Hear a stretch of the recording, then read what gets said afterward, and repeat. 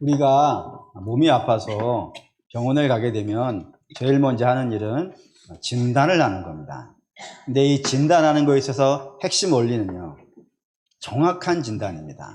정확한 진단만이 사람을 살릴 수 있기 때문에 정확한 진단을 하게 되는데, 그 정확한 진단을 해서 나온 결과가 우리 귀에 듣기에 좀 불편한 겁니다. 그랬을 때 의사 선생님이 걱정을 하는 거예요. 이 정확한 진단을 얘기해 주면 혹시 환자가 마음이 상할까 봐 걱정이 되어져 가지고 다른 이야기를 해주는 겁니다. 괜찮다고, 그냥 잘 드시고 잘 주무시고 좋은 데 가서 잘 놀다가 오면은, 두세 달 놀다가 오면은 나을 겁니다, 이렇게 얘기를 해준 거예요. 그래가지고 두세 달 어디 가서 잘 놀다 왔어요. 그럼 어떤 일이 벌어지겠습니까? 뭐 불을 보듯 뻔하죠. 더 이상 손을 쓸 수 없을 만큼 상황이 악화되어져서 큰일을 만날 수 있게 되어진다 이겁니다.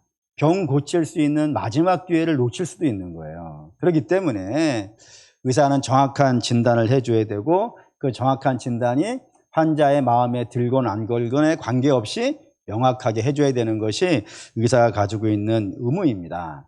근데 오늘 그 의무를 사도 바울이 진행하고 있습니다. 누구를 진단을 하냐면 자기 동족을 진단하고 있고, 그 동족의 영적인 상황을 진단하는 것으로 오늘 본문이 시작이 됩니다. 1절 보시죠. 읽겠습니다. 형제들아, 내 마음에 원하는 바 하나님께 구하는 바는 이스라엘을 위함이니 곧 그들로 구원을 받게 하려 함이라. 사도 바울은 자기 동족을 너무 사랑했습니다. 너무 사랑하기 때문에 간절한 소망이 하나가 있었던 거예요. 그 소망이 무엇이냐면 내 사랑하는 동족이 하나님의 구원을 받는 겁니다. 아마 여러분도 동일할 겁니다. 여러분들에게는 가장 사랑하는 사람이 누굽니까? 가족 아니겠어요? 혹시 가족보다 더 사랑하는 사람이 있다면은 좀 이렇게 우리가 어깨도 두들겨 줘야 돼요. 가족을 제일 사랑하는 것 아니겠어요? 그래서 그 가족을 구원으로 인도하기 위해 얼마나 많이 기도하며, 얼마나 많이 기회를 살피고, 얼마나 많이 복음을 전합니까? 혹시 내가 복음을 전하는 중에 나의 행동과 나의 말로 인하여서 내 가족이 상처를 받으면 혹시 교회를 안 나간다 할까 봐 얼마나 참고, 얼마나 웃으면서 말이죠, 얼마나 안 하던 짓 하고 뭐 그러지 않겠어요? 왜 그러는 거예요? 어떻게 해서든지 하나님의 복음을 전하여 내 사랑하는 사람들이 하나님의 구원을 입었으면 좋겠다, 그 마음 하나 때문에 그런 거 아니겠습니까? 그러니까 사도 바울이 딱 그런 입장이에요. 내 동족이 어떻게 해서든지 좀 구원을 받았으면 좋겠다라는 마음을 가지고 그가 열심히 한 게 있다 이겁니다. 열심히 한 게 여러 개가 있지만 오늘 본문에 하나로 나왔어요. 2절 읽겠습니다. 내가 증언하노니 그들이 하나님께 열심히 있으나 올바른 지식을 따른 것이 아니니라. 뭘 했냐면 증언을 했대요. 열심히 증언을 했대요. 무엇을 증언했을까요? 당연히 예수 그리스도에 대해서 증언했을 겁니다. 그럼 우리도 한번 좀 생각해 봅시다. 여러분이 알고 있는 모든 상식을 동원하여서 예수 그리스도가 누굽니까? 하고 물으면 당연히 이런 말을 하는 겁니다. 우리를 죄와 사망에서 건지실 구세주라고요.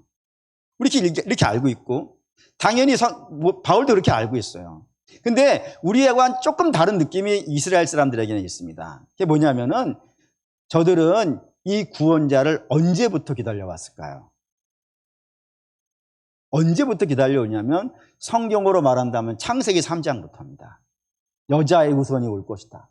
그래서 그 여자의 후손이 너희를 구원해 줄 거다. 여기서부터 시작을 한다 이겁니다. 또 육체적으로 말한다면 아브라함에게 하나님께서 약속의 자손 씨를 주신다고 했을 때, 그때부터 우리를 이 죄와 사망에서 건질 메시아를 기다려온 것입니다. 그러니 얼마나 오래 기다린 거예요. 근데 그 오래 기다려온 메시아가, 구원자가 육신의 몸을 입고 이 땅에 나타난 거라 이겁니다. 말씀이 육신이 되어 우리 가운데 거하게 된 거예요. 그러면 기뻐요, 안 기뻐요?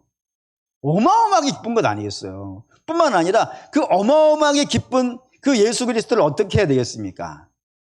환영해야 될 것이고 마땅하는 것 아니겠어요? 그런데 내 동족 이스라엘은 그 오랫동안 기다려왔던 메시아가 우리 중에 왔음에도 불구하고 어떻게 했다는 거예요?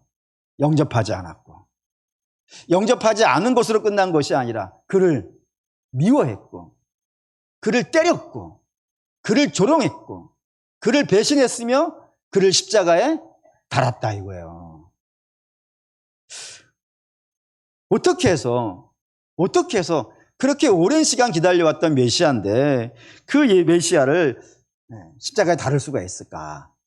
그거에 대해서 사도 바울이 진단을 한 겁니다.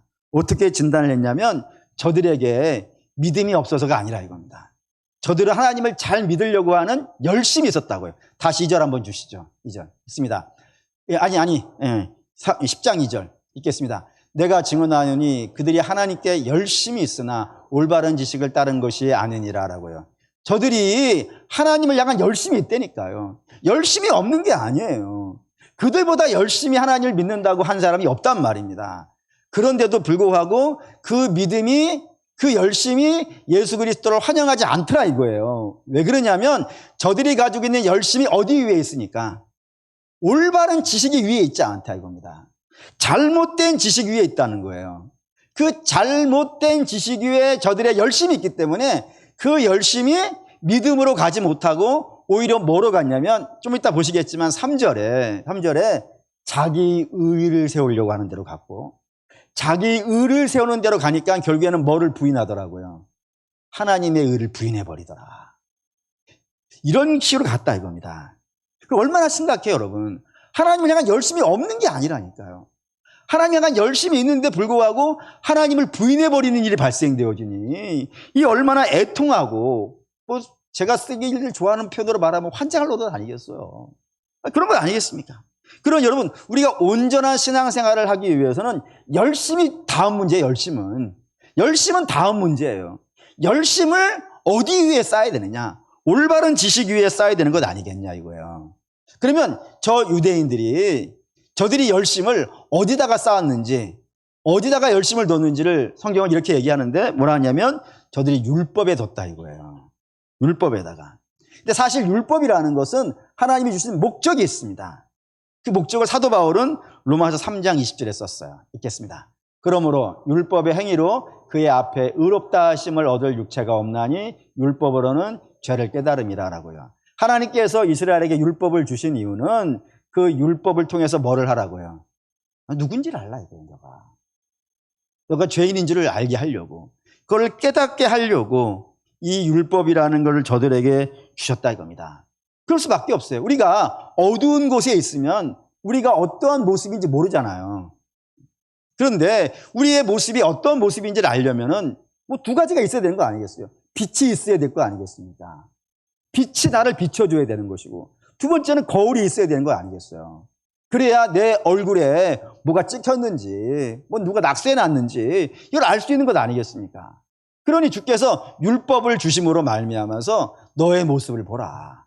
그래서 너의 모습이 하나님에게서 얼마나 먼지 확인하라 라고 하는 의미에서 율법을 주셨다 이거예요. 그런데 유대인들은 이 율법을 하나님이 이런 목적으로 주셨다는 사실을 생각하지 않고 오히려 정반대로 생각한 겁니다.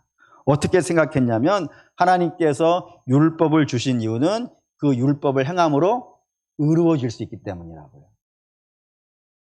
내가 의로워질 수 있는 길, 그건 내가 이 율법을 행하기만 하면 되는 거예요. 나는 행할 능력이 있는 거예요. 그러니까 행할 능력이 있으니까 하나님께서 율법을 주시고 율법을 행하여 의롭게 되라고 그렇게 주셨다 이겁니다. 그런데 우리는 그 율법을 받았고 지금 어떤 상태예요? 율법을 행하고 있다니까요. 제사를 하고 있고 안식일을 지키고 있고 이 율법을 따르고 있다니까요. 다 지켰느냐 안 지켰느냐 건 딴 데를 일단 제껴놓고 일단 우리 하고 있다고요. 그러니 우리는 어떤 사람이에요? 율법을 행하면 의로워진다면서요. 그럼 율법을 행하고 있으니까 지금 우리는 어떤 상태예요? 의로운 상태예요.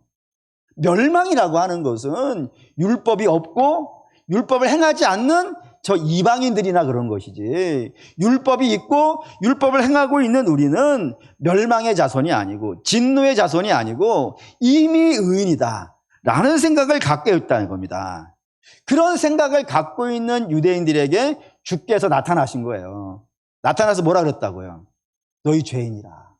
너희도 이방인과 마찬가지로 하나님의 은혜를 입어야 되고 하나님의 구원을 받아야 되며 죄 씻음을 받아야 된다라고 얘기한 거예요.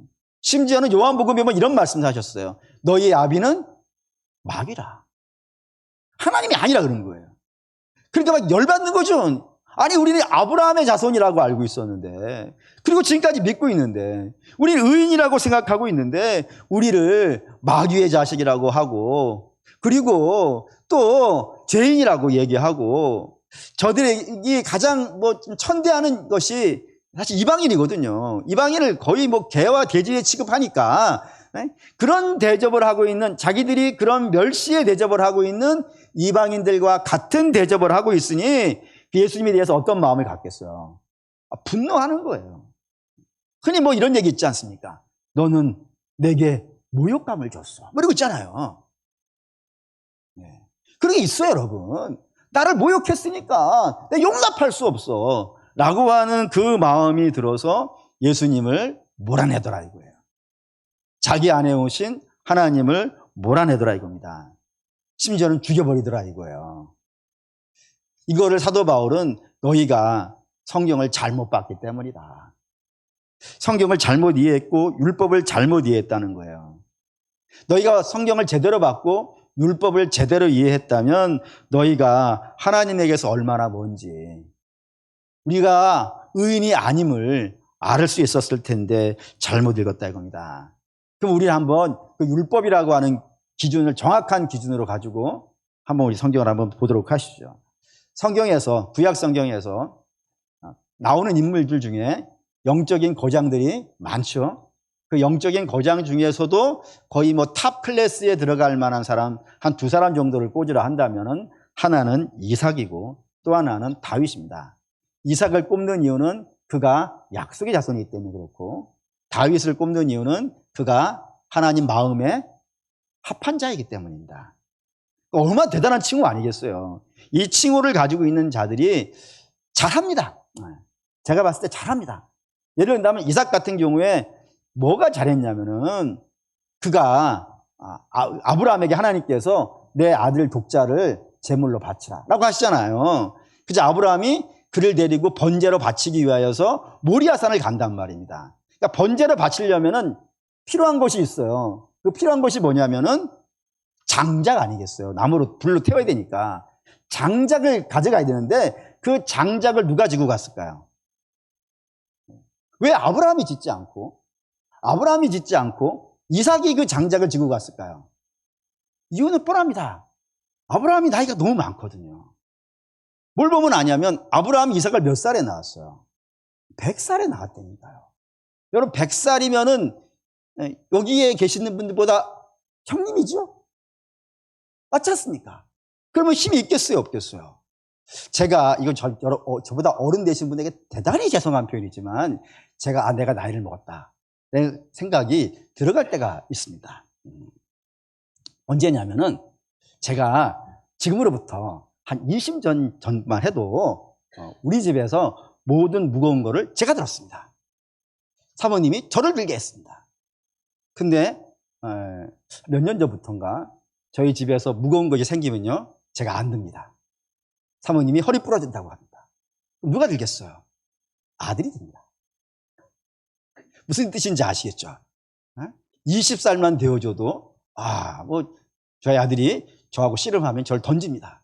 전 저쪽 골대 들어갑니다. 이런 식이 됩니다. 어마어마하게 힘이 셉니다. 가뜩이나 헬스까지 해가지고 엄청 셉니다. 이길 수가 없습니다. 이삭 다를까요? 이삭이 짐을 지려면은 초등학생이라면 지겠습니까? 못 지어요. 중학생도 못 질 거예요. 그래서 대체로 한 20살은 넘었을 거라 생각한단 말이에요. 그럼 100살에 나왔으면 이 번제로 바치고 갈 때는 아브라함은 최소한 120살은 넉넉히 넘어야 된다고요. 그럼 기운 빠진 것 아니겠어요. 그 기운 빠진 아버지가 아들을 제단 옆에 눕힙니다. 칼을 들고 찌르려고 한다고요. 그러면 그 아들이 능히 그 칼을 뺐을 수도 있는 것 아니겠어요. 근데 어떻게 해요? 그냥 가만히 있습니다. 왜죠? 아버지에 대한 신뢰감이 있는 거예요. 내 아버지가 저럴 때는 뭔가 내가 알지 못하는 이유가 있어. 할렐루야. 아멘을 하기에는 우리 집이 너무 어려운가요? 살아가는 우리 여러분, 아니 그렇다니까. 괜찮아요. 이삭 괜찮은 사람이에요. 아버지에 대한 신뢰감이 이 정도 있다면은 그 아버지와 자식 관계가 얼마나 끈끈하고 놀라운지 알 수 있는 것 아니겠어요. 그런 관계예요. 뿐만 아니라 다윗도 그렇죠. 다윗은 골리앗을 이겼어요. 그것도 언제? 초등학생 나이에. 그것도 골리앗을 향해서 이런 선포를 해요. 너는 칼과 단창을 의지해서 나왔지만 나는 만군의 여호와의 이름을 의지한다. 이런 이야기를 할 수 있는 거는 거의 우리 교회 어린이들밖에 없어. 여러분 어마어마한 고백 아니겠어요. 그런 고백을 하고 나온 다윗이고, 또 뿐만 아니라 자기를 죽이려고 했던 사람이 사울 왕이잖아요. 얼마나 그 심각하게 죽이려고 하는지 우리는 다 알고 있는 증인 아니겠습니까? 그러니 다윗도 당연히 살기 위해서는 사울을 죽여야 된다는 것 능히 알지만 죽일 수 있는 기회가 2번이나 있었는데 안 죽인다 이거예요. 왜 안 죽이는 거예요? 하나님이 죽이지 말라고 사실은 명확하게 선포한 것도 아니에요. 그냥 다윗이 이렇게 생각했어요. 하나님이 기름 부음 받은 자를 내가 어찌 함부로 대하겠는가. 그게 고백이라고요. 그 고백으로 말미암아서 손해보는 길을, 편하게 집에 갈 수 있는 길을 포기하고 광야로 가버린 사람이 다윗 아니겠어요. 이 정도면 대단한 사람 아니겠습니까? 그런데 그런 자들이 넘어지더라 이겁니다. 언제 넘어졌냐면 이삭 같은 경우에는 하나님께서 이삭에게 이런 말씀을 하셨어요. 너가 자식을 낳을 텐데 태중에 쌍태가 있다. 그런데 큰 자가 작은 자를 섬길 것이다 했단 말이에요. 이 예언을 누구만 들은 거예요? 이삭만 들었어요. 그러니까 이삭은 정확하게 알고 있는 거예요. 또 나와서 봤어요. 그랬더니 큰 자와 작은 자 중에 누가 더 뛰어나요? 큰 자가 뛰어난 거예요. 큰 자는 나가서 사냥해 올 줄 알아요. 근데 작은 자는 엄마 치맛자락만 붙잡고 다니는 아들이란 말이에요. 그게 얼마나 시원찮아 보이겠어요. 놀아도 어디서 놀아야겠어요? 나가 놀아야지. 네? 그런 거 아니겠어요. 그러니 아무리 생각해도 야곱으로는 이 기업, 성경이 이삭을 재벌이라고 했으니까, 거부라고 했으니까 이 기업을 야곱에게 줘서는 희망이 없어. 이거 에서에게 줘야 돼 해가지고 누구를 속이고 기업을 에서에게 주려고 해요? 하나님을 속이려고 해요. 하나님이 야곱에게 주라고 했는데 그걸 틀어가지고 몰래 에서에게 주려고 했던 사람이 이삭이었다 이겁니다. 넘어진다 이거. 그 다윗이 넘어지면 더 심하죠. 다윗은 잘해왔어요. 잘해오다가 어느 날 밤중에 옥상에 올라가 쳐다보다가 목욕하는 여자를 자기 집에 불러가지고 난리를 친 거 아니겠어요? 근데 그 부인이 여자가 누구였냐면 자기를 위해서 전쟁터에 목숨을 걸고 싸우는 장수였다니까요. 이것만으로도 심각한 것 아니겠습니까? 근데 이 죄를 덮기 위하여서 그 우리아라고 하는 장수를 죽여버린다 이거예요. 그게 다윗이라고 되어 있단 말이에요. 여러분 그래도 약속의 자손이면 얼마나 훌륭해요. 하나님 마음에 합한 자면 얼마나 대단한 사람이에요. 그런데 그런 자들도 무너지더라 이겁니다. 그들이 가지고 있는 실력으로는 그 인생의 무게들을 이겨나갈 수 없더라 이거예요. 왜 못 이겨나갈까요 여러분? 성경은 이걸 이렇게 이야기를 풀어갑니다. 창세기 1장 26절에서 27절 읽겠습니다. 하나님이 이르시되 우리의 형상을 따라 우리의 모양대로 우리가 사람을 만들고 그들로 바다의 물고기와 하늘의 새와 가축과 온 땅과 땅에 기는 모든 것을 다스리게 하자 하시고 하나님이 자기 형상 곧 하나님의 형상대로 사람을 창조하시되 남자와 여자를 창조하시고 사람 창조하는 이야기가 등장했는데 이 사람 창조는 다른 여타의 피조물과는 현격하게 다른 부분이 하나가 있습니다. 그게 뭐죠? 하나님의 형상으로 됐다는 거예요. 그래서 생각할 줄 알고 행동할 줄 알고 느낄 줄 알고 결정할 줄 알고 그러니까 하나님이 할 수 있는 것들을 상당 부분 사람들이 할 수 있는 만한 그런 놀라운 역사를 하나님께서 오로지 사람에게 주셔가지고 창조했다 이겁니다. 그리고 그 창조한 사람을 얼마나 신뢰하고 믿었는지 그에게 뭐를 맡겨요? 에덴을 맡기는 거예요. 하나님께서 참으로 열심을 다해서 6일 동안 열심히 일을 하셔가지고 7일에 안식할 정도로 6일간 열심히 하셔가지고 이 세상을 만드셨는데 그 만드신 것을 아담에게 맡길 정도로 신뢰한 사람이 아담이었다 이겁니다. 근데 그 아담이 무너지는 겁니다. 뭘로 말미암아서? 그가 잘 만들어졌기 때문이라는 거예요. 잘 안 만들어져 있는 피조물이라면은 감히 자기가 하나님이 되려고 하는 생각은요, 하지 않았을 거예요. 근데 너무 잘 만들어져 있어서 하나님처럼 생각할 수 있고 하나님처럼 말할 수 있고, 그러니 내가 굳이 하나님 밑에서 이 일꾼으로 일할 필요가 뭐가 있겠는가. 그냥 내가 하나님 하자 해가지고 그의 속에서 하나님을 거절하기 시작한 거예요. 그리고 하나님과 분리되는 길을 선택하였고, 그리고 하나님을 외면하였으며 하나님 말씀에 불순종하는 일이 발생됐다고요. 그래서 이제 하나님 뜻을 따라 살아가는 것이 아니라 누구 뜻대로 살아가는 거예요. 자기가 결정한 대로 살아가는 거예요. 자기가 결정하여 살아가는 사람을 우리는 뭐라 합니까? 죄인이라 그런다 이거예요. 우리는 그릇 행하여 각기 제 길로 갔거니와. 우리는 하나님의 뜻에 따라 살게 되어 있다니까요. 그걸 하기 위해서 하나님이 당신의 영을 부어주신 거라고요. 근데 그걸 외면하고 자기 마음대로 살아갔으니 죄인이라고 합니다. 그래서 하나님과 분리되어진 겁니다. 그 뒤에 이 사람들은 에덴 밖을 나가죠. 에덴 밖에 나가 살아가는 삶을 성경은 이런 식으로 표현을 해요. 가장 먼저 등장한 창세기 4장에 가인과 아벨이 등장합니다. 가인은 어떤 사람이냐면 자기 마음대로 예배를 드리는 사람이라고요. 분명히 저들이 벌거벗은 수치를 느꼈을 때 자기가 나뭇잎 옷으로 해입었다고요. 근데 하나님이 그걸 벗기시고 그 수치를 가리기 위해서 하나님이 뭐를 입히셨어요? 가죽옷을 입혔어요. 여러분, 가죽옷이라고 하는 것은 그 전제가 있죠. 일단 가죽이 나오려면 누군가는 죽어야 되는 거예요. 그 수치를 가리려면, 하나님 앞에 나오는 그 수치를 가리려면은 누군가 죽어줘야 되는 그 제사가 반드시 필요하다 이겁니다. 그런데 가인은 뭘로 한 거예요? 그냥 곡식으로 한 거예요. 자기 마음대로 결정을 하는 거예요. 그래서 가인은 죄인의 상징이에요. 반면에 아벨은 어떤 사람이에요? 하나님 하라는 대로 한 거예요. 짐승으로 하나님께 예배를 드린 사람이에요. 그래서 의의 상징이에요. 그런데 에덴 밖에서 어떤 일이 벌어져요? 그 죄의 상징이 의의 상징을 죽여버리더라 이겁니다. 그 의가 죄를 이겨나가지 못하는 거예요. 의가 에덴 밖에서는요, 죄로 말미암아 질식해요. 그런 일이 에덴 밖에서 있단 말입니다. 창세기 6장에 가면 이런 얘기 있죠. 하나님의 아들들이 나오고 세상의 딸들이 나옵니다. 여러분, 하나님의 아들들과 사람의 딸들 중에서 누가 이 세상을 주도할 수 있는 권세가 있습니까? 그거 오래 고민해야 될 문제는 아니죠? 하나님의 아들들과 세상의 딸들 중에서 누가 이 세상을 주도하는 것이 맞습니까? 하나님의 아들들이 맞습니다. 맞죠? 네.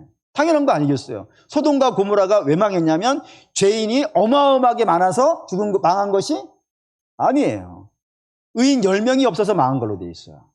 그리고 예루살렘이 망한 것도 죄인들이 거기에 너무 많아서 예루살렘이 망한 것이 아니라 성 무너진 데를 밟고 서서 하나님 이 성을 불쌍히 여겨주십시오라고 말하는 한 사람이 없었다 이거예요. 하나님이 찾으셨지만 없었다고요. 그래서 망한 거예요. 그러니까 이 세상에 살고 죽고 하는 것은 전부 다 세상이 얼마나 악하냐에 의해서 결정되는 것이 아니라 하나님 백성이 있느냐 없느냐, 하나님 백성이 주도하느냐 안 주도하느냐에 결정이 되는 거라고요. 그런데 홍수 심판이 있기 전에는 어떤 일이 있었다고요? 하나님의 아들들이 세상의 딸들의 지배를 받아버리더라고요. 세상의 딸들이 유혹을 하는 대로 끌려다니는 거예요. 왜 그렇죠? 이겨나갈 힘이 없어요. 자기 힘으로는 세상을 이겨나갈 힘이 없다니까요.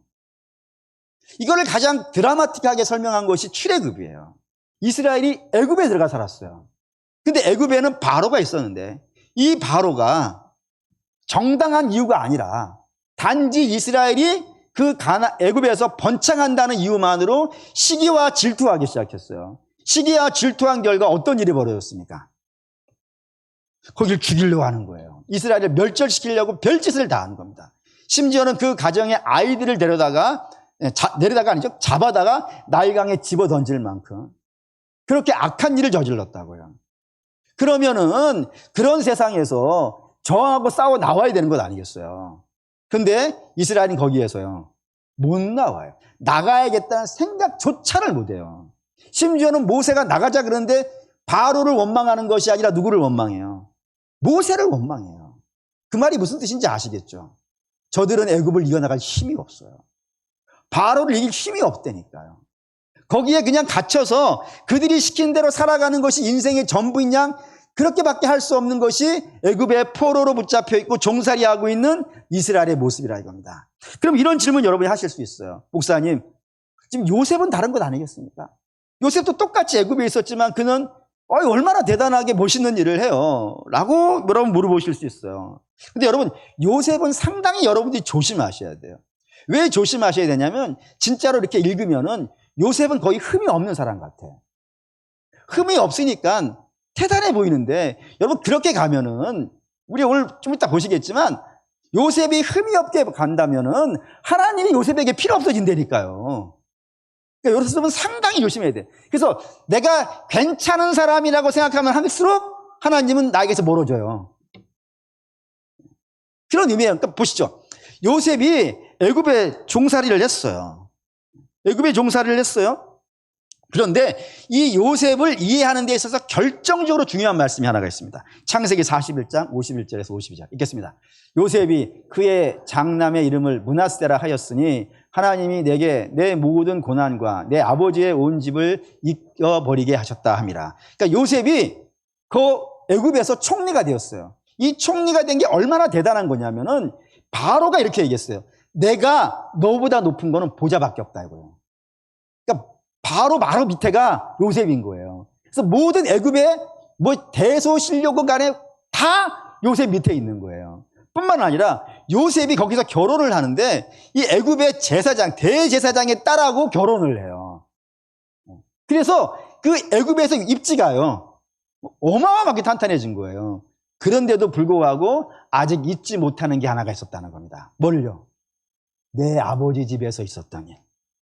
즉 내 아버지의 자녀들, 배다른 형제이긴 하지만 그래도 그 형제들이 자기를 죽이려고 했던 것, 자기를 미디안 족속에게 팔아서 내 집을 떠나게 만들었던 그 일을 잊지를 못하는 거예요. 여러분이라면 잊을 수 있겠습니까? 여러분을 죽이려고 하는 사람이 있다면은 그걸 잊을 수가 있겠습니까? 아마 여러분들은 좀 그래도 괜찮을지 모르겠지만 저라면은 이를 갈아서 이가 가루가 되어 없어졌을 수도 있어요. 그거 어떻게 잊겠어요, 여러분? 그 아픈 기억을 말이죠. 요셉도 보면 거의 비슷했을 거예요. 왜냐하면은 요셉이나 우리나 거기서 거기 아니겠어요. 50번, 100번 아니겠습니까? 많이 쳐줬나요? 네. 그렇다 이겁니다. 그러니 요셉 복잡한 인생인데 그 요셉이 아버지의 집에서 있었던 일을 잊어버렸다 이거예요. 언제요? 아들을 낳은 다음. 그때까지는 못 잊은 거지. 그런데 둘째를 낳고 나서는요, 이제 내가 창대하리라. 내가 이제 열매가 있으리라. 그렇게 가더라 이겁니다. 그러니까 요셉도 잘 잊지를 못하는 거예요. 그러면 어려운 인생들이 쭉 있었을 것 아니겠습니까, 요셉이. 근데 그 어려운 인생들을 어떻게 이겨나갔을까요? 여기까지 어떻게 왔을까요? 아들을 하나 낳고 둘 낳고 여기까지 어떻게 왔을까요? 보시죠. 창세기 39장 2절 읽겠습니다. 여호와께서 요셉과 함께 하심으로 그가 형통한 자가 되어 그의 주인 애굽 사람의 집에 있으니라고요. 그가 분명히 어린 시절에, 청소년 시절인데, 질풍노도의 시기, 그 청소년 시절에 애굽에 가서 종살이를 했다고요. 그 얼마 전까지만 해도 아버지 집에서 사랑을 독차지했어요. 그래서 채색 옷 입고 살아가던 아들이었었는데 어느 날 거의 하늘에서 땅으로 곤두박질 친 것처럼 떨어져가지고 종살이를 하고 있을 때 얼마나 어려웠겠어요. 근데 그 어려운 시절을 어떻게 이겼다고요? 자기 힘으로 이겼다고요? 아니라니까요. 하나님이 그와 함께 하심으로라니까요. 하나님이 함께 하시지 않았다면요, 자폭했겠지. 자폭했을 거예요. 근데 하나님이 그와 함께 해서 그 어려운 시절을 이겼다고요. 이게 한 번 쓰지 않은 것이 아니라 두 번을 썼어요. 23절 읽겠습니다. 간수장은 그의 손에 맡긴 것을 무엇이든지 살펴보지 아니하였으니 이는 여호와께서 요셉과 함께 하심이라. 여호와께서 그를 범사에 형통하게 하셨느니라. 두 번째는 그가 그렇게 청소년 시절부터 종살이하면서 부지런히 섬겨서 그 보디발이라고 하는 장수의 집에 집사가 되었어요. 그 집의 모든 것을 관리할 수 있는 최고 책임자 종이 된 거예요. 근데 그때 이제 또 시련이 오잖아요. 믿으면 참 시련이 많은 것 같아. 어쨌든 시련이 왔어요. 그 시련이 보디발의 아내가 이 요셉을 유혹한 것이었고, 요셉은 그 유혹을 거절했다가 칭찬받을 줄 알았었는데 칭찬은 고사하고 감옥에 들어간 거예요. 얼마나 억울해요. 그 억울함을 불평하지 않고 이겨나가는 장면입니다. 어떻게 해서요? 그가 훌륭해서요? 그가 남들보다 인격이 뛰어나서요? 그가 잘 참는 인생이어서요?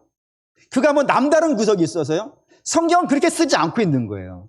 그가 어떻게 그 어려운 시절을 이겨나갈 수 있었냐면 여호와께서 그와 함께 하셨기 때문이라고요. 그러니까 자기 힘이 아닌 거예요. 하나님이 아니었으면 요셉도 예전역에 자폭을 하든지 어쩌면 뭐 인생 실패가 낙심해가지고 포기한 인생이 되어줄 수도 있었을 텐데 그가 그 어려운 시절을 잘 극복해 갈 수 있었던 것은 그와 하나님이 함께 있었기 때문이라고 하면서 그 모든 역사를 누가 하셨다는 거예요? 하나님이 해내셨다 라고 이야기한다 이겁니다. 그러니까 인생이 여러분 그런 겁니다. 스스로 이겨나가는 자는 없어요. 이 죄 많은 세상에서 스스로 그 믿음을 지켜낼 만한 사람은 아무도 없어요. 반드시 하나님의 역사가 필요하다 이겁니다. 이거를 사도 바울은 이렇게 표현했어요. 로마서 3장 23절 읽겠습니다. 모든 사람이 죄를 범하였음에 하나님의 영광에 이르지 못하더니. 죄가 뭐였냐면 하나님과 분리되어진 거라 그랬어요. 하나님과 관계없이 살아가는 것, 하나님 말씀과 상관없이 살아가는 것, 그걸 죄인이라고요. 그렇게 하나님과 관계없는 자들은 그가 아무리 노력하고 열심을 낸다 하더라도 하나님 나라에 하나님의 영광에 이르지 못한다고요. 이걸 우리 주님도 이런 식으로 표현했어요. 요한복음 3장 13절 읽겠습니다. 하늘에서 내려온 자 곧 인자 외에는 하늘에 올라간 자가 없느니라고. 아무도 없다고요. 주만이 그렇게 하신다고요. 왜냐하면 예수님은 죄 없는 하나님의 아들이시니까. 그분은 하늘에서 내려오신 분은 하늘로 올라갈 수 있지만 다른 자들은요, 자기의 힘으로는 안 되는 거예요. 용을 써도 이게 안 되는 겁니다. 그러니 성경을 우리가 제대로 읽었다면은 이게 안 되는 거구나. 이삭이 안 되네. 다윗이 안 되네.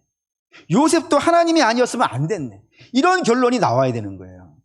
그런데 어떻게 내가 율법을 행할 수 있겠구나. 그래서 행함으로 말미암아 내가 의롭게 될 수 있겠는가. 이런 결론이 나오냐 이거예요. 정확한 결론은 주여 이제 어떡합니까? 주여 나 불쌍히 여겨주시옵소서 하고 탄식이 나와야 되는 것이지. 성경을 제대로 보고 율법을 제대로 봤다면 내 실력으로는 율법의 의를 이룰 수 없구나 라고 탄식이 나와야지 어떻게 내가 할 수 있겠구나 라는 결론이 나오는가 라고 이야기한 겁니다. 그런데 이 탄식만 나오면 그나마 낫겠지만 내 의를 세우려고 하는 그 안에 결정적인 문제가 하나 있다 겁니다. 그게 3절이에요. 3절 읽습니다. 하나님의 의를 모르고 자기 의를 세우려고 힘써 하나님의 의에 복종하지 않는다고요. 그러니까 자기 의를 세우려고 하는 자는 하나님의 의에 대해서요 복종하지 않는 거예요. 그것도 얼마나요? 힘써라는 단어를 봐야 돼요. 그러니까 내 의를 세우려고 하면 세울수록 하나님을 더욱더 저주한다니까요. 그럼 우리 하나님의 의가 뭔지부터 봅시다. 하나님의 의를 성경에 썼으니까 확인합시다. 로마서 1장 16절 17절 읽겠습니다. 내가 복음을 부끄러워하지 아니하노니 이 복음은 모든 믿는 자에게 구원을 주시는 하나님의 능력이 됨이라. 먼저는 유대인에게요 그리고 헬라인에게로다. 복음에는 하나님의 의가 나타나서 믿음에 이르게 하나니 기록된 바 오직 의인은 믿음으로 말미암아 살리라 함과 같으니라. 복음 안에 하나님의 의가 나타난다는 겁니다. 뭔 말이냐면은 사람은 죄인이라 하나님의 의에 이르지 못합니다. 그럼 하나님의 의에 이르려면은 반드시 뭐가 필요하겠어요? 죄를 제거해야 되는 거예요. 근데 사람은 자기 힘으로는 죄를 제거할 수 없어요. 왜냐하면 죄의 삭은 사망이니까. 죽어버리면 끝나는 거니까. 자기 힘으로는 죄의 문제를 해결할 수가 없어요. 그래서 그 죄의 문제를 누가 해결해 주는 거예요? 하나님의 아들이 오셔서 해결하는데 어떻게 해결하셨다고요? 자기를 죽였다고요. 자기를 죽였다고요. 그 핏값을 우리에게 빚어주셨다고요. 그러니까 하나님의 사랑이에요, 그게. 그러니까 사람이 자기의 의에 이를 수 없기 때문에 하나님께서 아들을 죽여서 그 피를 씻어가지고 죄를 덮어버리셨다고요. 그래서 하나님이 값없이 구원을 베풀어 주시는 것, 이걸 하나님의 의라 그런다 이겁니다. 이게 하나님의 의예요. 하나님이 구원을 이루어 주시는 거예요. 그런데 내가 내 힘으로 구원을 이룰 수 있다라고 생각하는 사람이면 사람일수록 하나님의 의는요 웃겨지는 거예요. 아니 내가 할 수 있는데 왜 하나님이 죽어? 라고 된다니까요. 그래서 애써 힘써가지고 그걸 부인하는 거예요. 왜냐하면 하나님의 의를 붙잡으면 붙잡을수록 나는 뭐가 되니까? 나는 아무것도 못하는 죄인이 된다니까요. 무력한 자가 된다니까요. 그러니까 나를 세우려면은 예수를 부인해야 돼. 그래서 예수님이 너희가 나를 따르려거든 제일 먼저 뭐를 하라고요? 자기 부인하라고 하시는 이유를 여러분 분명히 아셔야 돼요. 자기의 의를 세우려고 하면, 자기를 자꾸 인정하려고 하면은 하나님의 의는 자꾸 자기가 부인한다니까요. 그것도 열심히 부인한다고, 열심히. 힘써서 부인한단 말입니다. 그러니 이거 얼마나 애통한 거예요. 여러분, 성경이 저와 여러분들 죄인이라고 하는 이유를 잘 이해해 주셨으면 좋겠어요. 모욕하고 조롱하려고 하는 게 아니에요. 사실을 알려줌으로 말미암아 어디에 붙게 하려고요? 예수에게 붙어야 되니까. 그 길만이 살 길이니까 자꾸 이 이야기를 하는 거예요. 그러니 사랑하는 믿음의 성도 여러분, 성경이 정죄하는 것을 기꺼이 받으시기 바랍니다. 어쨌든 그래서 유대인은 결론을 하죠. 유대인은 안타까운 게 성경을 지고 성경을 읽음에도 불구하고, 그것도 열심히 읽음에도 불구하고 잘못 읽어서 누구를 세우려고 했다고요? 자기를 세우려고 했다고요. 그러자 힘써 하나님을 부인하는 일이 발생됐다 이겁니다. 이 망하는 일이 된 거죠. 그래서 이걸로 결론합시다. 출애굽기 있죠. 출애굽기, 애굽에서 나온 사람들을 우리는 출애굽 1세대라고 그럽니다. 근데 이 출애굽 1세대가 가지고 있는 중요한 특징이 있어요. 그 중요한 특징은 뭐예요? 가나안에 못 들어갔다는 겁니다. 다 광야에서 죽었어요. 근데 이 죽음이 굉장히 깊이 생각해 볼 만한 이야기가 들어있어요. 뭐가 깊이 생각해 볼 만한 이야기냐면은 광야에서 한꺼번에 다 죽은 게 아니에요. 예를 들어서 만나 시험을 거치지 못해서 죽은 자가 있어요. 그건 만나 시험을 거친 자도 있다는 것 아니겠어요? 그걸 이겨내간 사람도. 근데 그 사람이 그 다음에 물이 없는 시험에 걸려서 죽은 자가 있어요. 그런데 그 물이 없는 시험도 이겨나간 사람이 있는 거예요. 근데 그 사람들이 가데스 바네아에 도착했어요. 근데 그 가데스 바네아, 가나안 들어가는 곳에 불신으로 말미암아 못 들어간 거예요.